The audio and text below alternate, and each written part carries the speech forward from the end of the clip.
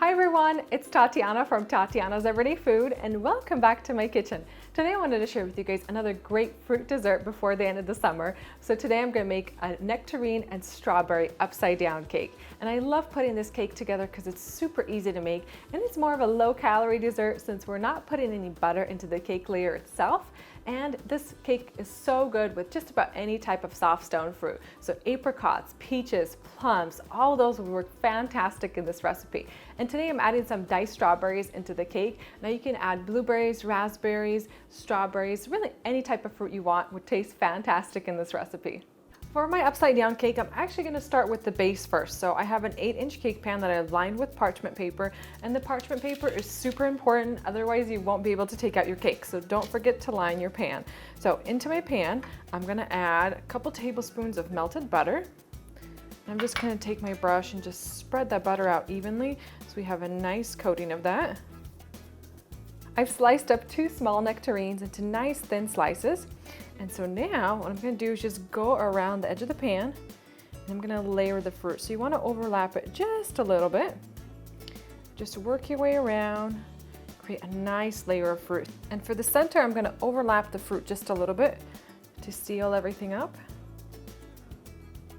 And now for my toppings. So I have 1/4 cup of brown sugar, and to that I'm going to add a tablespoon of cornstarch. And the cornstarch is just going to help keep all those juices together. While the cake is baking, we're going to add 1/2 teaspoon of cinnamon and 1/2 teaspoon of nutmeg. And these are going to add so much great flavor to our recipe. I'm just going to take a fork and toss these all together. I'm going to sprinkle my brown sugar mixture over the top and then just break up any pieces of brown sugar so you don't have any clumps. And I'm going to sprinkle on a few tablespoons of slivered almonds. Just going to add a little bit of crunch to our recipe. And now for a cake batter. So into my mixer, I'm going to add 4 large eggs, a teaspoon of vanilla extract,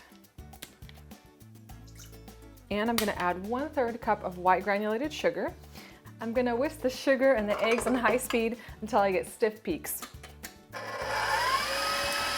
The eggs need to be beaten until they're super light and fluffy, and they're going to be almost white in color. And I transferred them into this bowl so you could see what they're supposed to look like. And now I'm going to add my sour cream. So I'm going to just gently fold in 1/2 cup.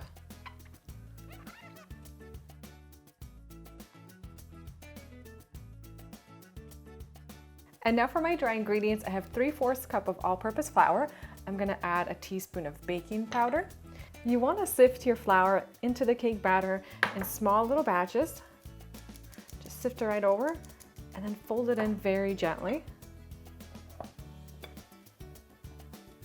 Just want to make sure all that flour gets combined and you don't have any clumps.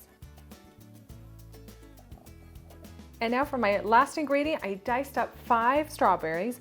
I'm going to sprinkle them over. Now for this step, you can either add more diced peaches, nectarines, or you can even add some blueberries or raspberries. It's really up to you, just to add a little bit more flavor and texture to the cake. Just fold that in gently. And now I'm going to pour in my cake batter over my prepared nectarines.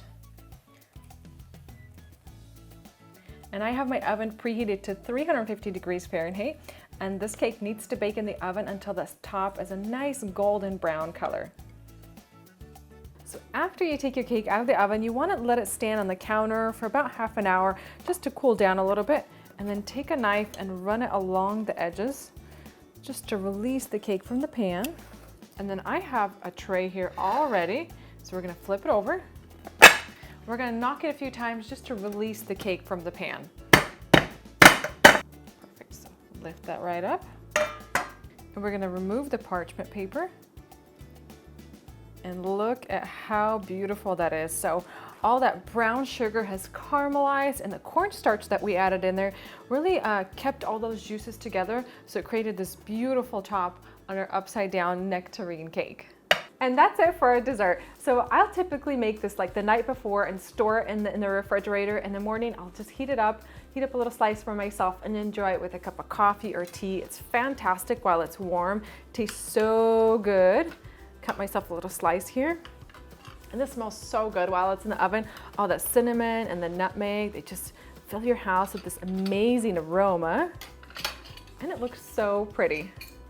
Gonna get myself a nice little piece here.